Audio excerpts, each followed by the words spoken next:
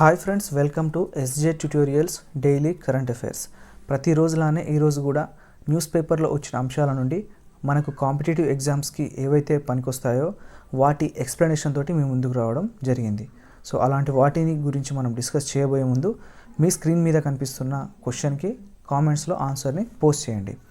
ఆ క్వశ్చన్ ఒకసారి చూస్తే, నేషనల్ కన్జ్యూమర్ రైట్స్ డేకి సంబంధించిన చట్టం ఏ సంవత్సరం ఏ రోజున అమల్లోకి వచ్చింది? ఓకే, దీని ఆన్సర్ని పోస్ట్ చేయండి. ఇప్పుడు మనం ఈరోజు ఉన్న క్వశ్చన్స్లోకి వెళ్ళిపోదాం. ఓకే, దానికంటే ముందు నేను నిన్న మీకు ఒక క్వశ్చన్ ఇవ్వడం జరిగింది. దాని సరైన సమాధానాన్ని చూద్దాం. భారత మాజీ ప్రధాని అయిన ఎవరి పుట్టినరోజు సందర్భంగా ప్రతి సంవత్సరం రైతు దినోత్సవాన్ని మనం జరుపుకుంటున్నాం మన దేశంలో అని అడిగాను. అయితే చిన్న పొరపాటు జరిగింది. నిన్న నేను అడిగిన క్వశ్చన్లో జాతీయ రైతు దినోత్సవం అని కాకుండా పొరపాటున వ్యవసాయ దినోత్సవం అని అడగడం జరిగింది. సో దానికి ఎక్స్ట్రీమ్లీ సారీ. అయితే ఇప్పుడు దీని గురించి ఒకసారి చూస్తే, రైతు దినోత్సవాన్ని మనం చౌదరి చరణ్ సింగ్ గారు ఈయన బర్త్డేకి గుర్తుగా మనం జరుపుకుంటున్నాం. అయితే ఈయన బర్త్డే ఎప్పుడు అంటే December 23rd. ఓకే, సో అంటే నిన్న మనం ప్రతి సంవత్సరం రైతు దినోత్సవాన్ని జరుపుకుంటున్నాం. అయితే ఈయన ఎవరు, ఈయన ప్రాముఖ్యత ఏంటి అనేది షార్ట్ ఎక్స్ప్లెనేషన్లో ఒకసారి చూద్దాం. ఈయన మన దేశానికి ప్రధానమంత్రిగా పనిచేశారు. ఓకే, ఎప్పుడు 1979 జూలై మంత్ 28th డేట్ నుండి 1980 జనవరి 14th వరకు. అంటే రఫ్గా చెప్పాలంటే 5.5 months, 5.5 నెలల కాలం మాత్రమే ఈయన ప్రధానిగా పనిచేశారు. అయితే ఈయన పనిచేసిన ఎన్నో ప్రధాని అంటే భారతదేశానికి 5వ ప్రధాని. Okay, 5th prime minister. అంతేకాకుండా ఈయన కేవలం ప్రైమ్ మినిస్టర్గా కాకుండా అంతకుముందు 1967లో ఉత్తరప్రదేశ్ రాష్ట్రానికి సీఎంగా కూడా పనిచేశారు. ఓకే, అయితే ఈయన బేసికల్గా కాంగ్రెస్ పార్టీ అయినప్పటికీ ముందు నుండి 1967లో ప్రత్యేకంగా కొత్త పార్టీ పెట్టుకున్నాడు. ఆ పార్టీ పేరు ఏంటంటే భారతీయ లోక్ దళ్. ఓకే, భారతీయ లోక్ దళ్. ఈ పార్టీతోటి సొంతంగా పార్టీ పెట్టుకొని ఈ పేరుతోటి 1967లో సీఎంగా గెలిచాడు. అయితే ఇది ఒక రికార్డ్ అప్పటి వరకు. ఏంటంటే కాంగ్రెస్కి సంబంధం లేని ఒక పర్సన్ సీఎంగా ఉత్తరప్రదేశ్కి అవ్వడం అనేది మొట్టమొదటిసారి. అంటే కాంగ్రెస్ ఏతర సీఎం అనమాట 1967లో ఉత్తరప్రదేశ్కి ఎన్నికయ్యాడు. ఓకే, సో అలాగే ఇతనికి సంబంధించి 2001 ఏ సంవత్సరం నుండి మనం జరుపుకుంటున్నాం అనేది చాలా ఇంపార్టెంట్. సో మన క్వశ్చన్ అదే కాబట్టి 2001 సంవత్సరం నుండి మనం జరుపుకుంటున్నాం ఏది, ఈ రైతు దినోత్సవాన్ని. చనిపోయింది ఎప్పుడు ఈయన చూడండి, ఈయన చనిపోయిన సంవత్సరం వచ్చేసి 1987లోనే చనిపోయాడు. కానీ మనం జరుపుకుంటుంది మాత్రం 2001 సంవత్సరం నుండి. ఓకే, ఈయనకు సమాధికి ఒక పేరు ఉంది. ఇప్పుడు మనకు చాలా ప్రముఖులకు సమాధులకు పేర్లు ఉంటాయి కదా. ఈయన సమాధి పేరు ఏంటంటే కిసాన్ ఘాట్. ఓకే, కిసాన్ ఘాట్.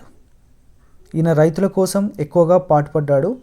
అందుకే అని చెప్పేసి ఆయనకు కిసాన్ ఘాట్ అని అంటే అందుకే రైతు దినోత్సవం. అలాగే హిందీలో కిసాన్ దివాస్ అని అంటారు రైతు దినోత్సవాన్ని. ఈయన సీఎంగా ఉన్నప్పుడైనా ఉత్తరప్రదేశ్కి 2 సార్లు సీఎం అయ్యాడండి. 2 సార్లు ఉత్తరప్రదేశ్కి సీఎంగా ఉన్నప్పుడైనా, దేశ ప్రధానిగా ఉన్నప్పుడైనా, అలాగే అతను రాజకీయ నాయకుడిగా ఉన్నప్పుడైనా ఎప్పుడు ఎక్కువగా రైతుల గురించే చర్చించేవాడు అనమాట. అంటే రైతులకు ఏదో చేయాలి అని అలాంటి భావజాలం ఉన్న వ్యక్తి కాబట్టి అతని బర్త్డేకి గుర్తుగా మనం 2001 నుండి రైతు దినోత్సవాన్ని జరుపుకుంటున్నాం. అతని సమాధి పేరు కిసాన్ ఘాట్. ఇది ఎక్కడ ఉందంటే ఢిల్లీలో ఉన్న రాజ్ ఘాట్లో ఉంది. ఓకే, సో ఇది ఈయనకు సంబంధించిన బ్యాక్గ్రౌండ్. ఇప్పుడు మనం ఈరోజు ఉన్న టాపిక్లోకి వెళ్ళిపోదాం. ఓకే,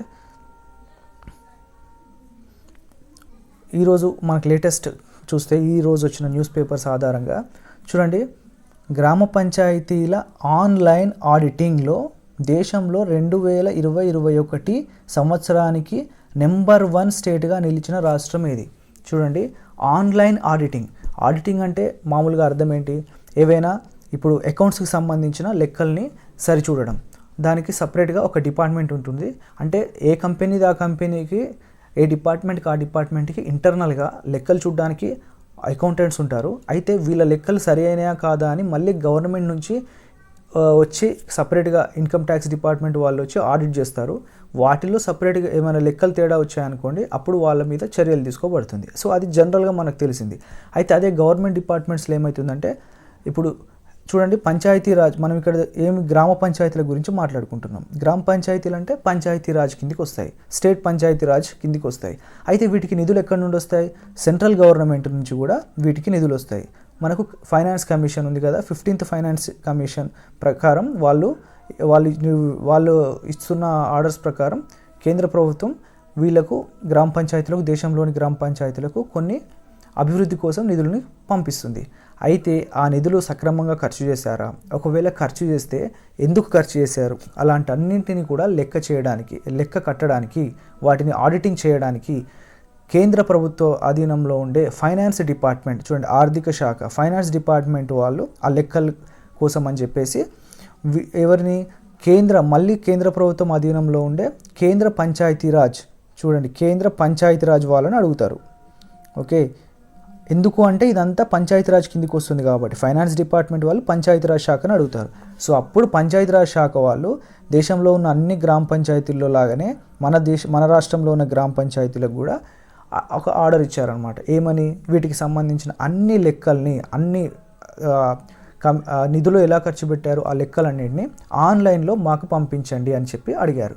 సో అయితే ఆన్లైన్లో ఎందుకు జరుగుతుంది ఇది అంటే, మామూలుగా ప్రతి సంవత్సరం ఆన్లైన్లో కాకుండా అధికారులు వచ్చి డైరెక్ట్గా మాన్యువల్గా వాటిని చెక్ చేసుకుంటారు. కానీ మనకు తెలుసు లాస్ట్ ఇయర్ కరోనా రావడం వల్ల ఆన్లైన్లోనే ఎక్కువ కార్యక్రమాలు జరుగుతున్నాయి. అలాగే ఇక్కడ కూడా ఆన్లైన్లోనే ఆడిటింగ్ కోసం లెక్కలు పంపించమంటే దేశంలో ఉన్న అన్ని రాష్ట్రాల్లో కేవలం తెలంగాణ రాష్ట్రానికి సంబంధించిన గ్రామ పంచాయతీ అంటే పంచాయతీరాజ్ శాఖ వారు మాత్రమే 100% నిధులు ఎలా ఖర్చు చేశారు అనే దానికి సంబంధించిన లెక్కలతో పాటు వీళ్ళు ఈ పైనుంచి పంచాయతీ శాఖ వారు ఏ డేట్ లోపు అయితే అడిగారో ఆ డేట్ లోపే, అంటే నిర్ణీత గడువు లోపే, ఆ డేట్ రాకముందే ఇన్ టైంలోనే మొత్తం లెక్కలు వాళ్ళకి అప్పచెప్పారు. So only the Telangana state in the country 100% online ఆడిటింగ్కి సక్సెస్ఫుల్గా కంప్లీట్ చేసుకుంది.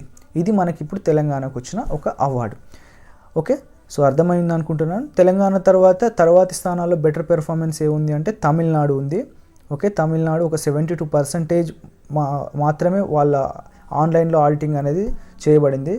ఏపీ వచ్చేసి 60%, అంటే 60% మాత్రమే చేశారు, అంటే ఇంకా మిగతా పెండింగ్ చేయలేదన్నమాట ఇన్ టైం లోపు.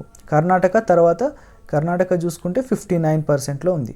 సో మీకు అర్థమైంది కదా, ఆన్లైన్ ఆడిటింగ్లో రిపోర్ట్స్ సక్సెస్ఫుల్గా ఆన్లైన్లో పంపించింది ఎవరికి? కేంద్రంలో ఉన్న పంచాయతీరాజ్ శాఖ వారికి. అక్కడ నుండి మళ్ళీ ఫైనాన్స్ డిపార్ట్మెంట్కి వెళ్తాయి. ఇవన్నీ లెక్కలకు సంబంధించింది. ఒక తెలంగాణ మాత్రమే అనుకున్న టైంలో చేసింది 100%, అది కూడా రైట్. నెక్స్ట్ క్వశ్చన్ ఒకసారి చూడండి. సో చూడండి, మహిళా పారిశ్రామికవేత్తలను గుర్తించి ప్రోత్సహించేందుకు తెలంగాణ రాష్ట్ర ప్రభుత్వం ఏర్పాటు చేసిన కార్యక్రమం పేరు ఏమిటి? ఇది వెరీ లేటెస్ట్ అండి, ఈరోజు న్యూస్ పేపర్స్లోనే వచ్చింది ఇది కూడా. ఓకే, చూడండి ఏం చేశారు, మహిళల్ని ఎంకరేజ్ చేయడానికి ఇండస్ట్రియలిస్ట్గా అంటే వ్యాపారవేత్తలుగా, పారిశ్రామికవేత్తలుగా కొత్త కార్యక్రమం ఏం తీసుకుంది అంటే, చూడండి ఇక్కడ కనిపిస్తుంది మీకు విడ్స్ అని. ఓకే, విడ్స్. ఈ విడ్స్ అంటే ఏంటంటే women in data science. Okay, women in data science, right. Women in data science అంటే విడ్స్కి ఫుల్ ఫామ్. అయితే దీని గురించి జస్ట్ షార్ట్లో మీకు బ్యాక్గ్రౌండ్ చెప్తా. మనకు గుర్తుండే ఉంటుంది 2015 నవంబర్ 5న, ఓకే 2015 అంటే తెలంగాణ స్టేట్ ఫామ్ అయిన తర్వాత నవంబర్ 5 తారీఖున తెలంగాణ రాష్ట్రంలో టీ హబ్ అని ఏర్పాటు చేయడం జరిగింది. టీ హబ్ అంటే తెలంగాణ కాదండి, ఇది టీ ఫర్ టెక్నాలజీ హబ్ అనమాట. దీని యొక్క ముఖ్య ఉద్దేశం ఏంటి? మన తెలంగాణ రాష్ట్రంలో పారిశ్రామికవేత్తలకు ఎంకరేజ్ చేయడం కోసం ఏర్పాటు చేయబడిన ఒక ఇంక్యుబేటర్ అనమాట. అంటే ఒక చిన్నపాటి వాళ్ళకు ఒక సంస్థ ఎంకరేజ్ చేయడానికి ఒక సంస్థను ఏర్పాటు చేశారు, దాని పేరే టీ హబ్. ఓకే, అయితే ఇది మొత్తం పారిశ్రామికవేత్తలకు. అయితే వీటిల్లో లింక్గా టీ హబ్కి లో ఇంకొక వింగ్ అనేది ఏర్పాటు చేశారనమాట. అంటే ఇంకొక ప్రత్యేక భాగం, అదే వి హబ్. వి అంటే ఇక్కడ మనము అని కాదండి, మనము అని కాదు, V for women entrepreneurs. Okay, V for women, E for entrepreneurs అంటే పారిశ్రామికవేత్తలు, మహిళా పారిశ్రామికవేత్తల కోసం టీ హబ్లో నుంచి ఇంకొక విభాగాన్ని ఏర్పాటు చేశారు, అదే వి హబ్. అయితే ఇప్పుడు ఈ వి హబ్ ఏదైతే ఉందో చూడండి, ఈ వి హబ్ ఉంది కదా, దీనిలో భాగంగానే ఈ విడ్స్ అనేది ఏర్పాటు చేశారు, ఈ ప్రోగ్రామ్ని కండక్ట్ చేశారు. Okay, women in data science అంటే ఉమెన్స్కి సంబంధించింది కాబట్టి వి హబ్ నుండి వచ్చింది. అయితే దీని యొక్క ఈ కాన్సెప్ట్ ఏంటి, అసలు ఈ విట్స్ యొక్క కాన్సెప్ట్ అంటే మొత్తం ఇప్పుడు దేశంలో మనకు వేరే వేరే రాష్ట్రాల్లో ఉన్న ఎవరైతే ఎంటర్ప్రిన్యూర్స్ కావాలని ఇంట్రెస్ట్ ఉన్న స్టూడెంట్స్ ఉంటారో కాలేజ్ లెవెల్లో, వాళ్ళందరి స్టూడెంట్స్ వాళ్ళకు ఒక ఎలిజిబిలిటీ టెస్ట్ పెట్టి ఆ టెస్ట్లో పాస్ అయిన వాళ్ళకు స్పెషల్గా ట్రైనింగ్ ఇస్తారనమాట. ఓకే, ఆల్ ఓవర్ ఇండియాలో డిఫరెంట్ స్టేట్స్ నుంచి. సో అదే మెయిన్ ఈ విట్స్ యొక్క కార్యక్రమం. వాళ్ళకు కొన్ని రోజులు ట్రైనింగ్ ఇస్తారు. ఇది ఫస్ట్ టైం ఇప్పుడు ఫస్ట్ సెషన్ అనేది ఇప్పుడు స్టార్ట్ అయింది. సో దీన్ని తర్వాత కూడా కంటిన్యూ చేస్తామని చెప్పేసి కూడా ఈ విట్స్ కొనసాగిస్తామని చెప్పి తర్వాత నెక్స్ట్ ఇయర్ ఆ తర్వాత కూడా అని చెప్పేసి చెప్పడం జరిగింది. ఓకే, అయితే దీన్ని ఎవరి భాగస్వామ్యంతో దీన్ని అమలు చేస్తుంది మన తెలంగాణకి సంబంధించిన ఈ వి హబ్ విట్స్ అనే కార్యక్రమాన్ని అంటే చూడండి, ఇక్కడ ఉంది Stanford university. Okay, Stanford university దీని సహకారంతో దీన్ని వీళ్ళు నడిపిస్తున్నారనమాట. అయితే ఇప్పుడు ఇక్కడ ఇంకొకటి ఏంటంటే అసలు తెలంగాణలో ఉన్న టీ హబ్లో వి హబ్ అన్నా కదా ఇంతసేపు, ఈ వి హబ్ సిఇఓ ఎవరో కూడా ఒకసారి డిస్కస్ చేద్దాం. ఈ సిఇఓ పేరు ఏంటి అనేది చూద్దాం ఒకసారి. ఆ సిఇఓ పేరు దీప్తి రావుల. ఓకే, దీప్తి రావుల అనే ఒక ఉమెన్ ఇప్పుడు వి హబ్కి సిఇఓగా ఉన్నారు తెలంగాణలో. ఇది ఈ క్వశ్చన్ యొక్క బ్యాక్గ్రౌండ్. అండ్ నెక్స్ట్ క్వశ్చన్ చూద్దాం ఒకసారి. సో లెంతీ అవుతుంది ఎక్స్ప్లెనేషన్ అనుకోకండి. కరెంట్ అఫైర్స్ని ఎప్పుడైనా కానీ మనం లింకప్ చేసుకోవాలి. ఎప్పుడైతే లింకప్ చేసుకుంటామో అవి ఆ స్టోరీతోటి ఎక్కువ గుర్తుండడానికి ఛాన్స్ ఉంటుంది. దయచేసి లెంతీ ఎక్కువ అవుతుంది, ఏదో ల్యాగ్ చేస్తున్నాను అనుకోకండి. కొంచెం అర్థం చేసుకోవడానికి ట్రై చేయండి. మీకు ఇంకా లెంతీ అవుతుందని చెప్తే మీరు మా కామెంట్స్లో చెప్పండి. నేను ఏం ఎక్స్ప్లెయిన్ చేయడంలో ఇంకా ఏమైనా తగ్గడానికి ట్రై చేస్తా. ఓకే, మీకు పర్వాలేదు, బాగానే ఉంది సార్, కంటిన్యూ చేయండి అనుకుంటే దాని గురించి అయినా నాకు మెసేజ్ పెట్టండి. సో నేను మీ ఇచ్చే ఫీడ్బ్యాక్ నుంచి మీద డిపెండ్ అయ్యే నేను కూడా కొనసాగిస్తాను ఆ క్లాసులు అనేది. ఓకే, ఇప్పుడు చూడండి లేటెస్ట్ ఇది. ఏ రాష్ట్రంలో మత స్వేచ్ఛ పరిరక్షణ బిల్లు 2001కు ఆ రాష్ట్ర శాసనసభ డిసెంబర్ 23న ఆమోద ముద్ర వేసింది. అంటే ఇది ఎప్పుడు నిన్న డిసెంబర్ 23నే కర్ణాటక, చూడండి ఆన్సర్ వచ్చేసి కర్ణాటక రాష్ట్రంలో ఏం జరిగిందంటే మత స్వేచ్ఛ పరిరక్షణ బిల్లు. దీన్ని ఏమంటారంటే సో ఇంగ్లీష్లో right to freedom of religion bill 2021. Right to freedom of religion bill అంటే దీని అర్థం ఏంటి, మత స్వేచ్ఛ పరిరక్షణ బిల్. ఓకే, మరి ఇది కాంట్రవర్సీ అవుతుంది. ఇప్పుడు కర్ణాటక రాష్ట్రంలో కాంట్రవర్సీ అయ్యి వేరే అపోజిషన్లో ఉన్న పొలిటికల్ పార్టీస్తో పాటు కొంతమంది ప్రైవేట్ వ్యక్తులు అంటే కొన్ని మతాలకు సంబంధించిన పెద్దలు కూడా దీన్ని వ్యతిరేకిస్తున్నారు. దానికి కారణం ఏంటనేది ఇప్పుడు షార్ట్లో అర్థం చేసుకునే ప్రయత్నం చేద్దాం. ఓకే, సో దీని బ్యాక్గ్రౌండ్ చూస్తే ఎవరైనా ఈ చట్ట ప్రకారం ఏంటంటే ఎవరైనా మత మార్పిడి కావాలనుకున్నారనుకోండి, వాళ్ళు ఈ చట్టంలో ఉన్న రూల్స్ ప్రకారమే మత మార్పిడి కావాలి. ఆ రూల్స్లో ఏం చెప్తుందంటే ఎవరైనా మత మార్పిడి కావాలనుకుంటే ఆ జిల్లాకి సంబంధించిన కలెక్టర్ ఎవరుంటారో, ఓకే, మెజిస్ట్రేట్ ఎవరుంటారో, డిస్ట్రిక్ట్ మెజిస్ట్రేట్, ఓకే, అంటే కలెక్టర్ కదా, ఆ కలెక్టర్కి ఒక రిక్వెస్ట్ చేసుకోవాలి. ఆయనకు ఇన్ఫామ్ చేయాలి. సో నేను పలానా వ్యక్తిని పలానా మతం నుండి ఇంకో మతంలోకి మారబోతున్నానని. సో ఆ తర్వాత కలెక్టర్ని ఒక 30 రోజుల్లోగా ఫస్ట్ 30 days లోపుగా అతనికి ఇన్ఫామ్ చేయాలి మతం మారిన తర్వాత. ఆ తర్వాత ఇదే కలెక్టర్ దగ్గరికి వెళ్ళి కలవాలి. ఓకే, అంటే అది కలెక్టర్ ఇచ్చే అపాయింట్మెంట్ని బట్టి అవ్వచ్చు, ఎందుకంటే కలెక్టర్ బేసికల్గా బిజీ ఉంటారు కాబట్టి. సో 30 days లోపు ఇన్ఫామ్ చేయాలి, ఆ తర్వాత కలెక్టర్ని కలవాలి. దేనికంటే కలెక్టర్ కన్ఫర్మ్ చేసుకోవాలి ఆ డీటెయిల్స్లో ఉన్న వ్యక్తి అండ్ ఇక్కడ ఈ వచ్చే పర్సన్ సేమ్ అని ఐడెంటిటీ కోసం, ఓకే, గుర్తింపు కోసం కన్ఫర్మ్ చేసుకోవాలి. అప్పుడు కలెక్టర్ ఏం చేస్తాడు, ఇది అయిపోయిన తర్వాత కన్ఫర్మ్ చేసుకున్నాక ఎంఆర్ఓ ఉంటారు కదా, మనకు సర్టిఫికెట్స్ అన్నీ ఇష్యూ చేసేది రెవెన్యూ డిపార్ట్మెంట్ వెళ్ళా కదా మండల్ లెవెల్లో. సో వీళ్ళకు ఈ ఎవరైతే పర్సన్ క్యాస్ట్ మత మార్పిడి జరిగిందో వాళ్ళ డీటెయిల్స్ అనేది అక్కడికి పంపిస్తారనమాట ఎంఆర్ఓ డిపార్ట్మెంట్కి. సో అప్పుడు అక్కడి నుంచి వాళ్ళకు కొత్తగా ఇప్పుడు ఎవరైతే మత మార్పిడి జరిగారో వాళ్ళకు సంబంధించిన కొత్త మతానికి సంబంధించిన సర్టిఫికేట్ జారీ అవ్వడం జరుగుతుంది. ఈ ప్రాసెస్లో మాత్రమే ఎవరైనా మత మార్పిడి చేసుకోవాలి, లేదంటే వాళ్ళు శిక్షార్హులు, వాళ్ళకు శిక్షలు ఉంటాయన్నమాట. సో ఇష్టం వచ్చినట్టు మత మార్పిడి కావడానికి లేదు, అది ఈ చట్టం చెప్తుంది. ఓకే, సో అందుకే ఇప్పుడు వ్యతిరేకిస్తున్నారు. దీనివల్ల ఇప్పుడు చూడండి చాలా వరకు మనకు తెలుసు లవ్ మ్యారేజెస్లో ఇంటర్ రిలీజియన్ చేసుకున్న వాళ్ళు చాలామంది ఉన్నారు. కానీ ఈ చట్టం వల్ల ఆలోచించండి, అంటే వాళ్ళు ఇంటర్ రిలీజియన్ మ్యారేజ్ చేసుకోవాలనుకుంటే వాళ్ళు ఈ ప్రాసెస్ అంతా ఫాలో అవ్వాలి. లేకపోతే ఉన్న శిక్షలు ఏంటనేది కూడా ఇప్పుడు ఒకసారి చూద్దాం. ఒకవేళ ఈ చట్టంకి వ్యతిరేకంగా వాళ్ళు ఎవరికి ఇన్ఫామ్ చేయకుండా మతం మార్చుకున్నట్టు కనుక ప్రభుత్వం అధీనంలోకి వస్తే వాళ్లకు చూడండి సింగిల్ పర్సన్ అనుకోండి, వాళ్లకు మినిమం 25,000 శిక్ష, 25,000 జరిమానాతో పాటు 3 నుండి 5 సంవత్సరాల శిక్ష కూడా పడుతుంది. ఓకే, అది సింగిల్ పర్సన్కి అయితే. అలా కాకుండా ఎవరైనా ఒక గుంపుగా సామూహికంగా ఒక గ్రూప్ ఆఫ్ పీపుల్ మత మార్పిడి చేశారనుకోండి, ఇలాంటి చట్టానికి లోబడకుండా, అప్పుడు వారికి 1 lakh వరకు, 1 లక్ష వరకు జరిమానా విధిస్తారు. అంతేకాకుండా వారికి చూడండి 10 సంవత్సరాలు కూడా శిక్ష ఇస్తారంట ఈ చట్ట ప్రకారం ఇదంతా. ఓకే, అండ్ ఇది నాన్ బెయిలబుల్ అఫెన్స్, బెయిల్ ఇవ్వకూడని ఒక నేరం కింద కూడా పరిగణిస్తారంట. సో ఇది ఈ చట్టం చెప్తుంది. సో ఇది ఇప్పుడు ప్రభుత్వం తెలుసు కదా, కర్ణాటకలో బీజేపీ ప్రభుత్వం ఉంది అక్కడ. అండ్ అంతేకాకుండా ఇదేం ఫస్ట్ టైం కాదు మన దేశంలో ఈ బిల్ ఒక రాష్ట్రంలో రావడం. ఇంతకుముందు ఉత్తరప్రదేశ్, మధ్యప్రదేశ్ అండ్ గుజరాత్ లాంటి రాష్ట్రాలు ఇది ఆల్రెడీ ఇలాంటి చట్టం ఉంది. సో ఇప్పుడు నేను అడిగే ఏంటంటే, ఇది మీరు దీని మీద మీ ఒపీనియన్ ఏంటి, మీరు దీన్ని సమర్థిస్తారా లేదా అనేది సో కొంచెం కామెంట్స్లో మీరు పోస్ట్ చేస్తారని నేను ఆశిస్తున్నా. వీలైతే చేయండి, మీకు ఇంట్రెస్ట్ అనిపిస్తే కామెంట్స్లో పోస్ట్ చేయండి. Okay, thank you. Next question చూద్దాం. చూడండి, ఇప్పుడు ఇది కూడా కరెంట్ ఇష్యూ, చాలా తెలంగాణకి సంబంధించింది మాత్రమే కాదు, ఆల్ ఓవర్ ఇండియాకి. కాకపోతే మనం తెలంగాణ పాయింట్ ఆఫ్ వ్యూలో దీన్ని మనం డిస్కస్ చేసుకుంటాం అన్నమాట.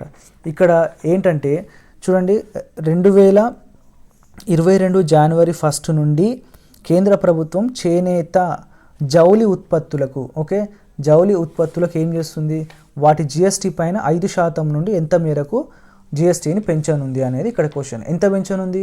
ఆన్సర్ చూడండి, 12% పెంచనుంది. 5% ఉన్నదాన్ని 12% పెంచుతుంది. ఓకే, దీన్ని తెలంగాణతోటి మనం ఇప్పుడు ఎందుకు లింకప్ చేసుకుందామంటే, చూడండి జిఎస్టీ పెంచితే ఏమైందండి, ఆటోమేటిక్గా ఈ చేనేత వాళ్ళు తయారు చేస్తున్న వస్తువుల అమ్మకాలపైన ఇంతకుముందు వరకు 100 రూపాయలకు 5% జిఎస్టీ ఉందనుకోండి, అంటే 100 రూపీస్ ఐటెంకి 5% జిఎస్టీ ఉందంటే 105 అవుతుంది. ఇప్పుడు 12% అంటే 112 రూపీస్ అవుతుంది. అయితే ఇక్కడ ప్రాబ్లం ఏంటంటే, చేనేత వస్త్రాలను ఇప్పటికే మన ఎక్కడ తయారు చేస్తున్నా వాటికి ఆదరణ తక్కువ, పబ్లిక్ ఎక్కువగా వాటిని కొనడానికి ఇష్టపడట్లేదు. ఎందుకు ఇష్టపడట్లేదు అంటే, వీటికంటే తక్కువ ధరలతోటి కొన్ని టెక్స్టైల్ కంపెనీస్, కొన్ని వేరే కంపెనీలు తక్కువ రేటుతోటి వస్త్రాలను తయారు చేసి డైరెక్ట్ రెడీమేడ్ బట్టలే ఇస్తున్నాయి కదా, అందుకే వీటిని పబ్లిక్ కొనట్లేదు. అంటే పబ్లిక్ కూడా న్యాచురల్గా తక్కువ రేట్లో ఏవి వస్తాయో అవి వాడడానికే ఇష్టపడతారు, అంటే వాళ్ళకున్న ఆర్థిక అవసరాలని బట్టి. సో ఇప్పుడు 12% చేస్తే మరి చూడండి, ఇప్పటికే వీటికి ఆదరణ లేదు, ఇంకా కొనేవాళ్ళు ఇంకా ఎక్కువ రేటు అయితే కొంటారా? కొనరు కదా. సో అందుకే ఇది ఇప్పుడు మొత్తానికి చేనేత పరిశ్రమ మీద ఆధారపడ్డ ఎవరైతే కార్మికులు ఉంటారో వాళ్ళకి ఇది పెద్ద దెబ్బ అని చెప్పొచ్చు. ఇంకా తెలంగాణలో చూసుకున్నాం అనుకోండి, దాదాపు 44,000 కుటుంబాలు 44,000 కుటుంబాలు ఇప్పుడు ఆల్రెడీ చేనేత రంగం పైన డిపెండ్ అయి ఉన్నాయన్నమాట. మనకు తెలుసు కొన్ని ఏరియాలు ఉన్నాయి, సిరిసిల్ల అలాంటి ఏరియాలు. అంతేకాకుండా మరమగ్గాలు చూడండి, ఈ ఇమేజ్లో మీకు కనిపిస్తుంది, కింద ఇమేజ్లో మరమగ్గాల పైన ఆల్మోస్ట్ 33,000 మంది ఆధారపడి ఉన్నారు. 33,000 కుటుంబాలు ఇవి, మనుషులు కదా, అంటే ఒక కుటుంబానికి 4 వేసుకున్నా మళ్ళీ 4 times మనకు ఇంతమంది డిపెండ్ అయి ఉంటే వీళ్ళ జీవితం ఏం కావాలి? ఇప్పటికే కష్టాల్లో ఉన్నారు అమ్ముడు పోక. సో కమింగ్ డేస్లో ఇంకా కష్టం కదా. సో అది ఇక్కడ ఆందోళనకరమైన విషయం. సో జిఎస్టీ అనేది 12కి పెంచుతున్నారు. జిఎస్టీలు ఒకటే తీరు ఉండవు, మనకు మారుతూ ఉంటాయి. ఒక్కొక్క ఇయర్ జిఎస్టీ కౌన్సిల్ మీటింగ్లో అప్పటి పరిస్థితులను బట్టి మారుస్తూ ఉంటారు. ఓకే, ఎనీహౌ ఇప్పుడు చూడండి నెక్స్ట్ క్వశ్చన్. సో చూడండి, డిసెంబర్ 23న అంటే నిన్ననే కేంద్ర మంత్రి నితిన్ గడ్కరీ గారు దేశంలో ఎక్కడ ఇంటెలిజెంట్ ట్రాన్స్పోర్ట్ సిస్టమ్ని ఆవిష్కరించారు. Intelligent transport system. సో ఎక్కడ అంటే ఆన్సర్ ఢిల్లీ. ఈయన ఎవరో తెలుసు కదండి, కేంద్ర మంత్రి నితిన్ గడ్కరీ గారు. ఏ డిపార్ట్మెంట్లోకి ఆయన మంత్రి అంటే roads and highways. Okay, highway transport, roads and highway ట్రాన్స్పోర్ట్కి ఆయన మినిస్టర్ అనమాట. సో అది పక్కకు ఉంచితే అసలు what is intelligent transport system అనేది చూద్దాం. సో ఏం లేదండి, ఇక్కడ మీకు హైవే కనిపిస్తుంది కదా ఇది. సో ఈ హైవే ఇప్పుడు ఎక్కడ కన్స్ట్రక్ట్ చేశారంటే ఢిల్లీ, మన క్యాపిటల్ ఢిల్లీ ఏదైతే ఉందో దేశ క్యాపిటల్, దానికి ఢిల్లీది అనుకోండి, ఢిల్లీకి ఇది ఈస్ట్ అనుకోండి, ఈస్ట్ సైడ్ ఈ రోడ్ని అనేది కన్స్ట్రక్ట్ చేశారు, దీన్ని ఓపెన్ చేశారనమాట ఈయన. అయితే దీంట్లో స్పెషాలిటీ ఏంటి అంటే ఈ ఇంటెలిజెంట్ ట్రాన్స్పోర్ట్ సిస్టమ్ అనేది ఇప్పుడు ఈ హైవేలో ఇది 6 లైన్ హైవే, ఓకే గుర్తుంచుకోండి 6 లైన్ హైవే. సో ఈ హైవేలో ఏం చేస్తుందనంటే ఎక్కడైనా యాక్సిడెంట్ అయిందనుకోండి సపోజ్, ఆటోమేటిక్గా ఆ యాక్సిడెంట్ స్పాట్కి సంబంధించిన లొకేషన్ని దగ్గరలో ఉన్న అంబులెన్స్, ఆ హైవేలకి దగ్గరలో ఉన్న అంబులెన్స్, అంటే హైవేల మీద అంబులెన్స్ కూడా ఉంటాయి అన్నమాట ఈ ట్రాన్స్పోర్ట్కి, అదే ఇక్కడ స్పెషాలిటీ వాటికి అందుబాటులో. సో విత్ ఇన్ 15 మినిట్స్లో యాక్సిడెంట్ స్పాట్కి అంబులెన్స్ అనేది రీచ్ అయ్యింది. అంత ఆటోమేటిక్ ప్రాసెస్, ఎవరు అక్కడ నుంచి ఫోన్ చేయాల్సిన అవసరం లేదు. జస్ట్ లైక్ మనం 108కి కాల్ చేస్తాం కదా, అలాంటి అవసరం లేకుండా ఆటోమేటిక్ ఇంటర్నెట్ GPS టెక్నాలజీ తోటి వాళ్ళే ఈ టెక్నాలజీ తోటి ఐడెంటిఫై చేసి ఆ లొకేషన్ని దగ్గరలో ఉన్న అంబులెన్స్కి వాళ్ళు మెసేజ్ వెళ్తే వాళ్ళు ఆ స్పాట్కి వెళ్తారనమాట. సో ఇది దీని ప్రత్యేకత. అంతేకాకుండా ఈ ఎంటైర్ హైవే పైన ఎక్కడికక్కడ బోర్డ్స్ ఇండికేట్ చేసి ఉంటాయి. అంటే ముందే ఏదైనా ట్రాఫిక్ జామ్ అయింది అనుకోండి, వాళ్ళకి ముందే బోర్డ్స్ మీద ఇండికేట్ చేస్తారు. దాన్ని బట్టి ఈ వెహికల్స్ డ్రైవ్ చేసే వాళ్ళు టర్నింగ్స్ తీసుకోవడం, వేరే దారులలో వెళ్ళడం. అండ్ 6 లైన్స్ కాబట్టి స్పీడ్ కూడా 120 km/hతో కార్లు వెళ్ళేంత ఇచ్చారనమాట. km/h కార్స్కి ఆల్రెడీ అంత అలౌ చేశారనమాట. సో దీని యొక్క ముఖ్య ఉద్దేశం ఏంటంటే సేఫ్టీ డ్రైవింగ్ ఉండాలి, అలాగే అనుకోకుండా ఏదైనా యాక్సిడెంట్లు అయితే వాళ్ళను ప్రాణం పోకుండా కాపాడాలి. ఇలా ఎందుకు చేస్తున్నారంటే దేశంలో 5 లక్షల యావరేజ్గా 5 లక్షల యాక్సిడెంట్స్ అయితే దాంట్లో 1.5 లక్షల మంది ప్రాణాలు కోల్పోతున్నారు, చనిపోతున్నారు. యాక్సిడెంట్స్ 5 లక్షలు అయితే వీళ్ళల్లో ఎక్కువ మంది టైంకి హాస్పిటల్స్కి రీచ్ కాకపోవడం వల్ల చనిపోతున్నారు. సో అందుకని ఇలాంటిది ఇప్పుడు తీసుకొచ్చారనమాట. ఓకే నెక్స్ట్ క్వశ్చన్ చూద్దాం. చూడండి ఈ క్వశ్చన్ ఒకసారి చూడండి. Times higher education and Asia awards 2021. ఇది టైమ్స్ మనకి దినపత్రిక తెలుసు కదా, ఆ టైమ్స్కి సంబంధించిన వాళ్ళు హయ్యర్ ఎడ్యుకేషన్స్లో కొన్ని కేటగిరీస్లో అవార్డ్స్ ఇచ్చారు. అది ఎక్కడ అంటే ఏషియా, మన ఏషియా ఖండంలో ఉన్న వాటికి ఇచ్చారు. వాటిల్లో భారతదేశంలో ఏ విద్యా సంస్థలకు వచ్చినాయి అనేది ఇక్కడ మనకు పాయింట్. ఓకే దానికంటే ముందు అసలు ఇది దేనికి ఇస్తారు అంటే మంచి రీసెర్చ్ జరుగుతున్న కాలేజీలలో, ఓకే అలాగే ఆ రీసెర్చ్కి వస్తున్న ఇంపాక్ట్, ఆ రీసెర్చ్ ఇంపాక్ట్ దాని ప్రభావం ఎట్లా పడుతుంది స్టూడెంట్స్ పైన ఇంపాక్ట్, ఓకే అండ్ అక్కడ టీచింగ్ విధానం ఎలా ఉంది, ఈ మూడింటిని బేస్ చేసుకొని ఇవ్వడం జరుగుతుంది అనమాట. ఈ ఓవరాల్గా వీళ్ళు తీసుకునే కొన్ని పాయింట్స్ ఈ స్టాండర్డ్స్ మీద బేస్ అయితే ఇస్తారు. అయితే ఇప్పుడు మన దేశంలో కనుక ఒకసారి చూస్తే సో రెండు కేటగిరీలో మన దేశంలో కొన్ని విద్యా సంస్థలకు అవార్డ్స్ వచ్చినాయి, 2 విద్యా సంస్థలకు. అవి ఏంటనేది చూస్తే ఒకటి digital innovation of the year. చూడండి టైమ్స్ హయ్యర్ ఎడ్యుకేషన్ ఏషియా అవార్డ్స్లో చాలా కేటగిరీస్ ఉంటాయి, మన ఇండియాకి వచ్చిన కేటగిరీస్లో అవార్డ్స్ మాత్రమే మనం తీసుకుంటున్నాం. ఓకే సో దాంట్లో ఒక కేటగిరీ ఏంటి digital innovation of the year. Okay so ఈ అవార్డు ఎవరికి వచ్చింది అంటే ఓపీ జిందాల్ గ్లోబల్ యూనివర్సిటీ హర్యానాలో ఉండే గవర్నమెంట్ యూనివర్సిటీ, ఇది ప్రైవేట్ యూనివర్సిటీ కాదు. ఓపీ జిందాల్ గ్లోబల్ యూనివర్సిటీ, దీని షార్ట్కట్లో JGU అని అంటారు. ఓకే సో ఇది హర్యానాలో ఉందని చెప్పుకున్నాం కదా. సో వీళ్ళకి ఎందుకు ఇచ్చారు డిజిటల్ ఇన్నోవేషన్? చూడండి డిజిటల్ ఇన్నోవేషన్ పదమే మీకు ఇక్కడ వర్డ్సే అర్థం అవ్వాలి. అంటే లాస్ట్ 2 years నుంచి మనకు చూస్తే ఆన్లైన్లో ఎడ్యుకేషన్ అంటే డిజిటల్ టెక్నాలజీని యూజ్ చేసి వీళ్ళు ఎడ్యుకేషన్ సక్సెస్ఫుల్గా ఇస్తున్నారనమాట స్టూడెంట్స్కి. సో అందుకని డిజిటల్ ఇన్నోవేషన్ విభాగంలో వీళ్ళకి ఇచ్చారు. ఓకే సో ఇది వీళ్ళకి రావడానికి ఒక కారణం. అలాగే ఇప్పుడు నెక్స్ట్ చూసారనుకోండి leadership and management team of the year. ఈ కేటగిరీలో ఎవరికి ఇచ్చారంటే Kalinga institute of industrial technology. ఇది ఎక్కడుంది? ఒడిస్సా ఉంది. కళింగ అంటే ఒడిస్సా అండి. ఎట్లయితే ఉస్మానియా అంటే మన హైదరాబాద్ ఎట్లనో కళింగులు అంటే ఒడిస్సా అనే, దాంట్లో మనం డౌట్ పెట్టుకోవాల్సిన అవసరం లేదు. చరిత్రలో కూడా ఉంటుంది, ప్రాచీన భారతదేశ చరిత్రలో కళింగ రాజు కూడా ఉంటారు కదా. సో అలా అనమాట. So leadership and management team of the ఇయర్లో Kalinga institute of industrial technology. So మనకు ఇలాంటి ప్రిలిమ్స్ కానిస్టేబుల్ అలాంటివి రాస్తే చూడండి డైరెక్ట్గా మీకు ఈ ఇన్స్టిట్యూట్ ఏ స్టేట్లో ఉందని కూడా అనొచ్చు, లేకుంటే ఈ ఓపీ జిందాల్ యూనివర్సిటీ ఎక్కడుంది అని కూడా అనొచ్చు. ఓకే హర్యానా. సో ఇలాంటివి కూడా మనకు ప్రిలిమ్ స్టేజ్లో క్వశ్చన్స్ అడుగుతారు కాబట్టి ఇవి ఇంపార్టెంట్. డైరెక్ట్గా ఈ హయ్యర్ ఎడ్యుకేషన్లో అవార్డ్స్ గురించే కాకుండా ఇండైరెక్ట్గా కూడా అడగచ్చు. సో ఇవి గుర్తుంచుకోండి. నెక్స్ట్ క్వశ్చన్ చూద్దాం. చూడండి నెక్స్ట్ క్వశ్చన్ ఒకసారి చూస్తే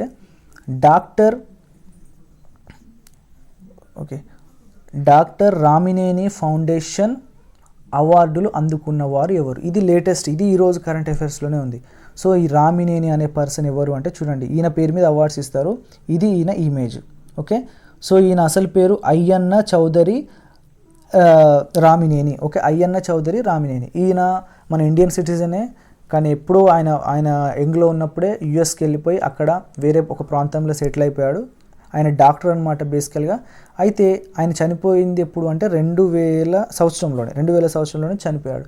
అయితే ఈయన పేరు మీద వాళ్ళ వారసులు ఓకే అవార్డ్స్ అనేది ప్రతి సంవత్సరం ఇస్తున్నారు. అయితే వీళ్ళు ఎవరెవరికి ఇస్తారు ఈ అవార్డ్స్ అంటే చూడండి, ముఖ్యంగా మన తెలుగు లేకుంటే మన దేశ సంస్కృతి చరిత్ర ఓకే చరిత్ర సంస్కృతి అలాగే సామాజిక అంశాలలో అంశాలకు సేవ చేస్తున్న వాళ్ళకు ఈ పురస్కారాలు ఇస్తుంటారనమాట. సో ఇది ముఖ్య ఉద్దేశం. సో దానికి సంబంధించిన అవార్డ్స్ 2021లో ఎవరికి ఇచ్చారు అనేది ఇక్కడ మనకున్న క్వశ్చన్. ఈ 2021 దీంట్లో ముందు చూస్తే చూడండి, ఇక్కడ మనకు ఈ భారత్ బయోటెక్ ఉంది కదా, భారత్ బయోటెక్ ఓకే. ఈ భారత్ బయోటెక్లో దాని ఎండి ఎవరండి?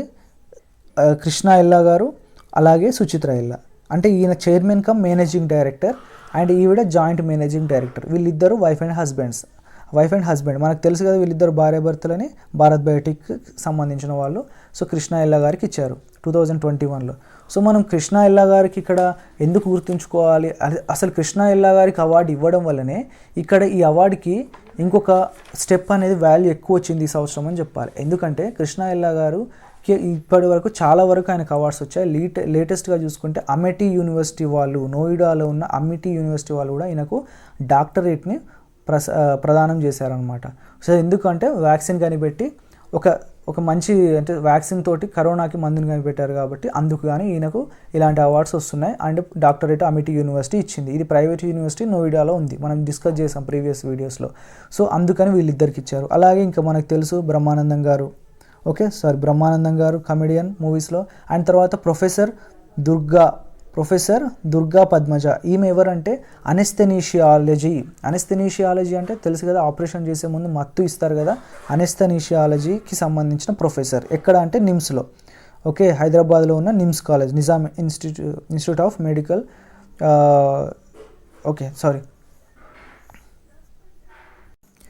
Nizam institute of medical science okay, Nizam institute of medical సైన్స్లో అనెస్థెనీషియాలజీ. ఈయన ఎస్వి రావు అనేట ఆయన సీనియర్ సినీ జర్నలిస్ట్ అనమాట. అంటే మూవీస్కి సంబంధించిన విషయాలను పబ్లిక్కి తెలియజేసే జర్నలిస్ట్ ఇది ఇక్కడ. అండ్ ఇది అండి 2021లో. అయితే ఈ అవార్డ్స్ ప్రదానం చేసిన వ్యక్తి ఎవరంటే మనకు chief justice of India NV Ramana garu okay. చూడండి, ఎన్వి రమణ గారు అవార్డు ఇవ్వడం వల్ల దీనికి ఇంపార్టెన్స్ వచ్చింది. అలాగే ఇక్కడ కృష్ణ ఎల్లా గారికి ఈ పురస్కారం రావడం వల్ల కూడా దీని విలువ పెరిగింది. సో ఈ రకంగా మనం గుర్తుంచుకోవాలి. అదేవిధంగా 2020 సంవత్సరంలో కూడా చూడండి, 2020లో కూడా పోయిన సంవత్సరం కరోనా వల్ల ఇవ్వడం కుదరని అవార్డ్స్ ఈ సంవత్సరం ఇచ్చారు. అప్పుడు 2020 అవార్డులో విశిష్ట పురస్కారం అనే కేటగిరీలో అప్పుడు నాబార్డ్ ఏదైతే ఉందో నాబార్డ్ దానికి అప్పుడు చైర్మన్గా ఉన్న చింతల గోవిందరాజు అనేట ఆయనకు ఈ విశిష్ట పురస్కారంలో కేటగిరీలో అవార్డు ఇచ్చారు. అండ్ విశేష పురస్కారం అనే సెకండ్ కేటగిరీలో ఇది 2020 చెప్తున్నాను నేను. అప్పుడు యాంకర్ సుమా గారికి, అలాగే ఇంకొక డాక్టర్ మస్తాన్ యాదవ్, అలాగే బండ్లమూడి శ్రీనివాసరావు అనే వారికి ఇచ్చారు. సో అది కూడా మనం గుర్తుంచుకోవాలి. ఎందుకంటే 2020-21 రెండిట్లో విశిష్ట పురస్కారాలు అలాగే విశేష పురస్కారాలు రెండూ కలిపి ఈ సంవత్సరమే ప్రదానం చేశారు okay, doctor Ramineni foundation okay. Next question చూద్దాం. సో చూడండి, ప్రపంచ హాకీ సమాఖ్య లేదా ఫెడరేషన్ ఆఫ్ ఇంటర్నేషనల్ హాకీ ర్యాంకింగ్స్లో టాప్లో నిలిచిన దేశ టీం ఏది ఓకే. సో ఆస్ట్రేలియా టాప్లో ఉందండి. సో 2021 జనవరి టు డిసెంబర్ వరకు టీమ్స్ యొక్క పెర్ఫార్మెన్స్ని బేస్ చేసుకొని వాటికి ఇయర్ ఎండ్ అవుతుంది కాబట్టి ఈ ఇయర్లో టాప్లో ఉన్న టీమ్స్కి అవార్డ్స్ ఇవ్వడం జరిగింది. దీంట్లో ఫస్ట్ వచ్చేసి ఆస్ట్రేలియా ఉంది, సెకండ్ వచ్చేసి బెల్జియం ఉంది. సో బెల్జియం మనకు తెలుసు మొన్న ఒలింపిక్స్లో గోల్డ్ మెడల్ వచ్చింది. అండ్ ఇండియా థర్డ్ ప్లేస్లో ఉంది, అది మనకు ఇంపార్టెంట్. ఇండియా థర్డ్ ప్లేస్లో ఉంది. First Australia, second Belgium, India third ప్లేస్లో. ఇది మెన్స్ టీమ్స్కి సంబంధించింది. అండ్ ఉమెన్స్ చూసుకుంటే ఉమెన్స్ హాకీ టీం అనేది 9th ప్లేస్లో ఉంది. ఉమెన్స్ది చాలా వెనుకబడి ఉంది. సో మన వాళ్ళు మొన్న ఒలింపిక్స్లో సిల్వర్ రావడం అండ్ అలాగే నిన్న అయిపోయిన ఏషియన్ కప్లో సిల్వర్ రావడం, సో దీంతో మన వాళ్ళకు ర్యాంకింగ్ బెటర్గా వచ్చింది. ఓకే, ఎనీహౌ ఇది ఈరోజు కరెంట్ అఫైర్స్లో ఉన్న వాటి explanation. So I hope me competitive ఎగ్జామ్స్కి చాలా హెల్ప్ అవుతాయి అనుకుంటున్నా. అండ్ మా ప్రెజెంటేషన్ అండ్ మేము ఇచ్చే కంటెంట్ మీకు హెల్ప్ అవుతుంది అనుకుంటే మా ఛానల్ని తప్పకుండా సబ్స్క్రైబ్ చేసుకోండి. It's my humble request. And అలాగే thanks for watching entire video. All the best.